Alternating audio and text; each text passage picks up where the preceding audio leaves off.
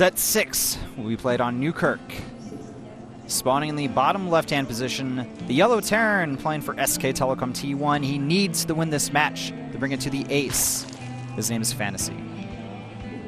His opponent on the bottom right position, Blue Zerg, playing for EGTL. His name is Snute. If he wins this game, EGTL is going to close out the series 4-3. I mean 4-2, excuse me. They'll close out the series. They'll take over the 6th place position over CJ Entis, and they will at least temporarily prevent SK Telecom from reaching the finals. Now, we have seen Terran players specifically like to be a little cheesy against foreigners, especially in Pro League. We saw Major got cheesed by Flash when they last played the Proxy Marauder attack opening, and Flash actually said it was one of the safest builds to do against someone where you're not sure what they're going to be up to. So Snute, all he has to do is play a solid game against his opponent and show his potential.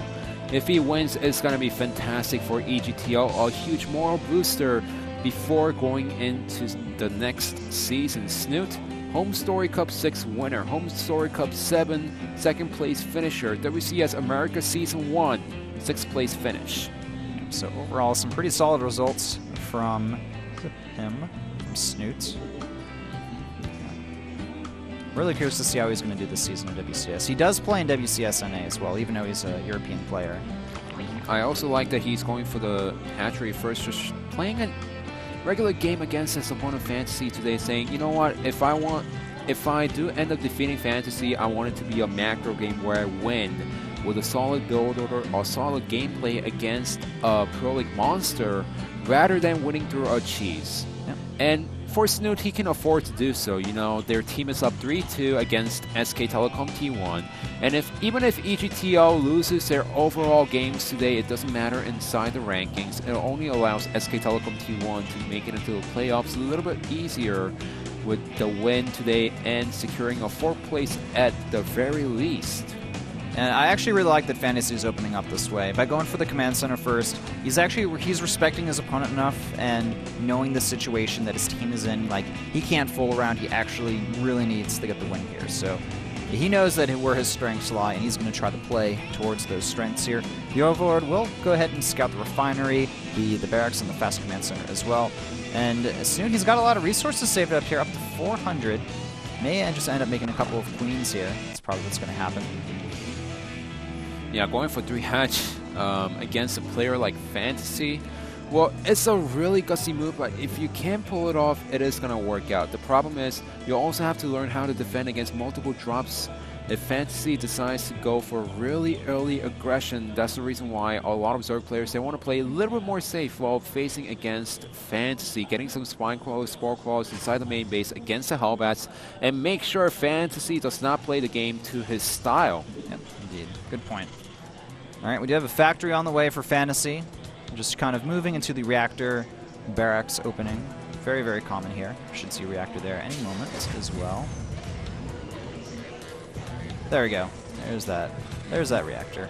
Yeah, it's just a standard opening by Fantasy. You know, a lot of Terran players go for the barracks into the factory, into the Hellbats, which is, I have to say, the norm for Terran players these days. You know, a lot of Korean players, a lot of Korean commentators also state that once the Hellbat drops, even if it doesn't deal economic damage, it's gonna kill some of the probes and force the mining off from the mineral line for a couple of seconds. Yeah, that's a good point you bring up there. Snute just droning up like a madman behind this. 10 drones in production here. Starting to grab his gases now as well. And behind this, just we don't know his entire overall gameplay plan yet. We're going to have to move into the mid-game before we really see something happen from him. Fantasy grabbing a 2nd gas now, as he is getting that starport, getting a tech lab add-on, actually probably on the barracks there. And yeah, on the barracks as well. We do have 2 Hellions in production from the reactor factory as well. And, you know, this is actually, I think this Overlord should be able to scout the starport before the Marines pick it off. Yes, it will indeed scout that. That's going to actually be really nice for Snute as well. Wait, oh no! Actually, Fantasy, very smart, lifts off the starport, and he's actually going to use the he's going to use the tech lab and make some Banshees here, but the 2nd Overlord may end up scouting it. Yeah, well, if the second Overload Scouts is very nice because you don't see this build from the Terran player a lot these days. Usually they go for the Hellbite drops into the third command center, but he's playing it a little bit out of style. Look at this Snute. After seeing the factory early on and seeing the build order, he is expecting Hellbites from his opponent, but now finally scouts that there is a tech lab next to the starport. So this is a classic Banshee build from his opponent, Fantasy. Creep trying to spread out across the map, going to be denied for now. The Hellions just trying to be annoying, and you know it's a good thing for Terran to do early on in the game. Try to prevent the creep from really getting out of control on the map. The first Banshee is going to head across the map now. We do have a Spore Crawler on the way, probably in the main base for Snute here. The Hellions just trying to do a little bit of damage to this third base here. Won't really pick it off though. Actually, no Spore Crawler at the main base, just in the natural. He's got a lot of queens though, so Snute can easily defend with some queens here. And we see a Viking behind this. Really nothing too much beyond the single Banshee. What's interesting is that Fantasy is not committing to the cloaked Banshee at all. He got the tech lab, he got the Banshee out, but he didn't show any cloak to his opponent, and in fact we don't see any additional Banshees being built from the starport. Yeah, it looks like the Viking has been able to pick off a few of these Overlords here. The Roaches, nice transfuse there from Snute. He's going to be able to fend away those Hellions, at least for now. Going to continue to spread that creep. He's also getting a fourth base behind this as well. Fantasy getting his, I think, yeah, he's building his third orbital now as well. But overall, I'd have to say Snute's actually in a pretty solid position. He's going to lose a few Overlords here, but besides that, you know, he's got good map control. He's starting to spread that creep, and he's already up to that fourth base. Yeah, well, you could also see that Snute was a little bit nervous with the Overlord positioning because, you know, 3 Overlords have been sniped. He's been in the red for a long time. He needs to block the choke. Really nice block with the Queen. Denies those 6 Hellions from getting inside the main base. Perfect positioning there from Snute. Very clutch. Almost lost a lot of drones to those Hellions there, but it's going to save them, at least for now. The Roaches doing a good job. Just, you know, playing kind of, you know, goalkeeper here, preventing those Roaches. Actually, the Queen being the real goalkeeper here, preventing the Hellions from moving into the natural there. They're still going to be annoying, a passive threat for now. Maybe try to do some damage to this fourth base. Nice job, the Roaches picking off a single Hellion, damaging some other ones as well. And now behind this Snute, he's got 4 bases up. He's getting another macro hatchery. He's got to have an insane economy at this point, and he's just going to start, you know, just churning out loads and loads of units. And this only happened because Fantasy decided to go for the Banshee. The Banshee pretty much did nothing throughout the whole game, and Fantasy did not go for the harassment-oriented play that he is known for. You know, if you look at Fantasy's play, his macro isn't perfect. His micro is fantastic. His multitasking kills a lot of the drones at the mineral lines. Nice job But there. we don't see any Hellbite drops coming along the way. Those Hellions are doing a nice damage, killing some drones at the natural, but it's not dealing any significant damage against Snute. Alright, so a few of these Hellions are left here. They're going to get picked off eventually. I'm curious to see what Snute plans on going for his unit composition. He is getting the melee upgrade and getting Roach speed actually as well, with Baneling speed. There are a few medevacs moving over towards the main base here. There is a spine in that main base. The Roaches, though, those are the units that need to be over there. Whoa, Snute does not see this coming because remember, Fantasy cleared out the Overlords at the 6 o'clock position much earlier in the game. All right, here come the Marines. They're going to try to do a little bit of economic damage here. Nice transfuse goes off, but one of the Queens gets picked off. The second one very low on health. These units over here, I mean, one single Spine Crawler is not going to help out too much. The Roaches are now moving in, going to scare away those medevacs for now, but overall, a pretty good amount of damage done actually by Fantasy. Picking off 2 Queens. I think he was able to at least get a drone or 2 here, so not too bad from him. But Snute, he is already up to 167 supply compared to the 137. Also, we see Fantasy going for the tank composition because his opponent is going for the Roachling, Baneling composition. Yeah, well, if Snute scouts this, he's going to go for the Vipers and just rip apart on the siege tanks that Fantasy has. But for now, Snute, he is only focused in defending, and he doesn't know the exact unit composition from his opponent. But Fantasy doing a very nice job with the Viking, killing tons of Overlords around the map, and that's the reason why these drops always go unscouted. Yeah, and the drops are going to move over towards here. Double prawn drop here from Fantasy. We're going to have to see if it actually does a good amount of damage here. It looks like Snute's on top of his game here, defending quite easily against all of these drops here, and Fantasy is just not getting the damage done that he needs to. This could change things here. Oh no, the Baneling's coming through. Fantasy not microing, losing all of his Marines to the Banelings here, and I think that's going to prompt an attack from Snute. He is almost maxed out here, 189 supply, and Fantasy is up pretty far ahead as well, but does he have enough units to defend against this large attack coming in here from Snute? That's the real question. Snute also needs to just send in few Zerglings to see the siege tank positioning and then just group up and then gear for the attack. That's what he needs to do, and he's kind of streaming for the attack, but the Banelings are not connecting to the Marines at all. This is going to force Snute back this time around. The Banelings just too grouped up there. It looks like Snute getting a little bit too go-lucky happy there with this attack. Force the retreat the Roaches. He still is in a solid position. His economy is in great shape here, but Fantasy, if he can continuously hold here, get his upgrades, start, chipping away at the Zerg economy, he can easily grab the victory later on in the game. We do have the Hive on the way here now for Snute, and the problem is we don't have any mutas really to help deal with these drops and overall units. But Snute, he's done a pretty good job so far with his defense. Yeah, Snute is so confident with his ability to defend against the drops. That's the reason why he didn't go for the Spire at all this game. However, now Fantasy is dropping inside the main base. The units are out of position. He's attacking into the fort base and the main base at the same time. Fantasy trying to go for these multi-pronged attacks. That's what makes him such a scary player here. The Zerglings running forward here, but the tanks just destroy those Zerglings almost instantly there. They deal basically no damage. And Snute, the cracks are starting to show in his defense. The main base under fire. The spawning pool is going to fall from the looks of things, and the Hive could be next here.